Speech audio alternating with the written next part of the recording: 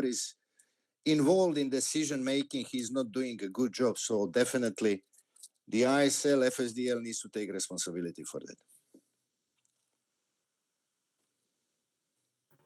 Coach, good afternoon. Thank you for doing this, Coach.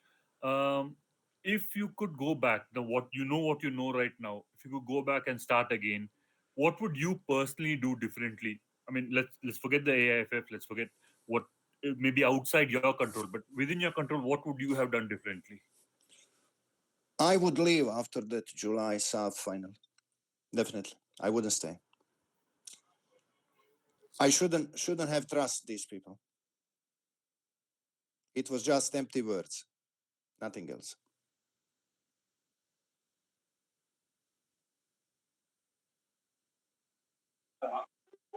Coach, this is Tapesaji. I have another question. Can I ask a question from my side?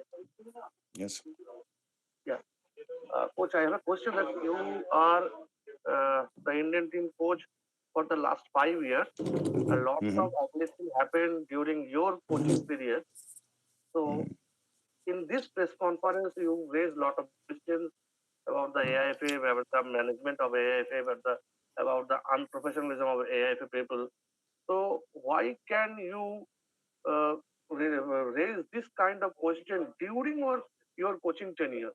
What is the How you what is can the say reason? how you can say that, my dear? How many times I raised those questions? Did you even follow what I was saying? I'm surprised No, that you you are you that you you are. raised, you raised, yeah, you raised. But in this press But what? conference, you just Yes. you said some word that it's a blistering word.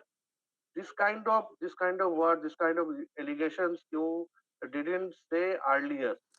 This is my point. Which one exactly can you mention? I will remind you that it was said. No, the reason of Whatever, my dear, whatever I'm saying now, it was said also earlier. Whatever I say now, and what is different now? The difference now is that we have confirmation now that I shouldn't trust these people earlier from July 26th, when they promised to support national teams strongly and make sure that everything is provided. There were only lies and promises, nothing else. My fault was to trust them. And I don't blame anyone else but myself. And I'm telling you now what different I would do if I could go back. I wouldn't stay. I would leave in July and let shake hands with them, stay friends. Thank you very much. Goodbye. I wouldn't trust them.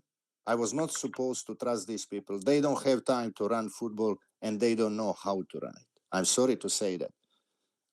Having a president like that, whose most important thing is how many clicks he's got on his social media and how to get pictures with some famous football people, instead of taking good care about his own institution, it's ridiculous thing. That's ridiculous. And then it's quite clear now with his public media appearances that he's just trying to please those destructive people on social media, saying coach is giving excuses before and after. No, coach is just saying the truth.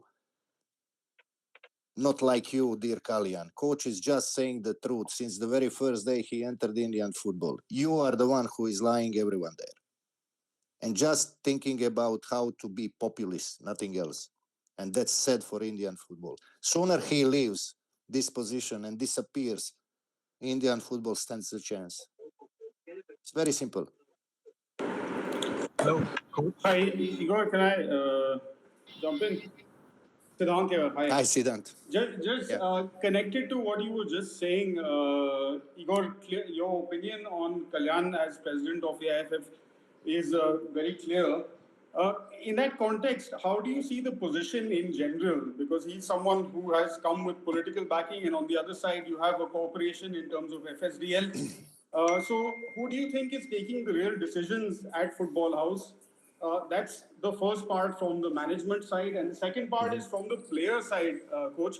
They find themselves also, like you have been, kind of lacking a voice not having a recognized players union is something that probably you would agree is unheard of in today's day and age, and a very important thing. So, who is actually looking after the interests of players within the federation? Beyond paying them the big paychecks, of course, that we know. Beyond team manager, no one. Simple as that.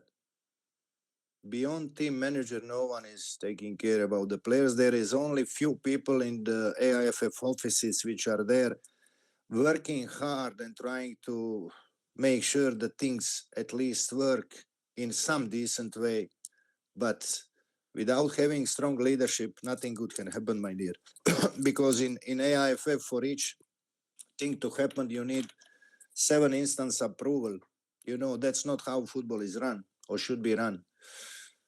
And clearly, you said, yes, Kalyan was there, installed politically, but he doesn't have any political power. You all know that in India. You know, no one knows him. If he is not walking around with the armed guards, no one would even see him or recognize him. You know, only when they see him walking with the armed guards around Kolkata or elsewhere, then people start asking, who is that? So Indian football needs someone who is powerful, and who is influential. That's what Indian football needs. You know. Hello, Igor. Sorry. Just what was the response when you asked for someone from the AIFF management to share the responsibility for how things have progressed in the World Cup qualifiers? It was simple answer. You know that will not happen. Thanks. Hello, Igor. Can I come in? Yes. Yeah.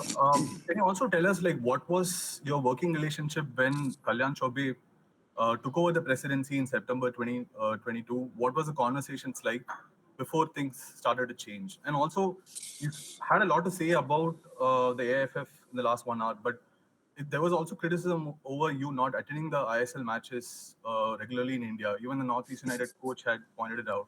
How were you able to assess the players while not being here, you know, and also the players who could possibly play for India as well? Okay, so 2 questions. First about Kalyan. We never had a relationship, and we shouldn't have one. I agree. But I should have a daily communication with the general secretary and technical director about the running stuff. How to handle things, how to organize things. President is not there to run the things. He is there to organize the things and make sure the financial situation in the football house is good, to organize the things with his team of people, executive committee and the board in various aspects, not connected to the football pitch. Technical director is the one I should be speaking, and general secretary on a weekly basis, if not on a daily basis, to do so. So when Kalyan came and was elected president, our first meeting when he was receiving all these people in Kolkata in the Hyatt Hotel and all that, it took place in that office with a glass window in Kolkata, and our meeting was going on for probably less than 3 minutes, and inside 3 minutes he was looking at his watch at least 5 times. It was clear to me he's very occupied how to see as many people as possible, but not worried too much about the coach. Okay. No anger. That was what happened. Our next meeting was after the SAF final, which I insisted on, where I explained to him what we can expect, when I told him what is going to happen and what needs to be done, possibly to stop that happening, and how we need to handle things if that happens. And after that, there was one article published about poor relationships between me and the AIFF, which caused Kalyan insisting on attending the Boreas conclave in Kolkata, insisting to show up at the panel where I was invited to, now I see, just to polish his face. Because after that, after that conclave, we had a meeting at the very same hotel where he asked me what he can do for the national team. I said to him, there is nothing new for me to ask you, only old things which are waiting to be done for more than 6 months. At that meeting, where two more officials from AIFF were present, he said to me, it will be done immediately. And that was, if I remember well,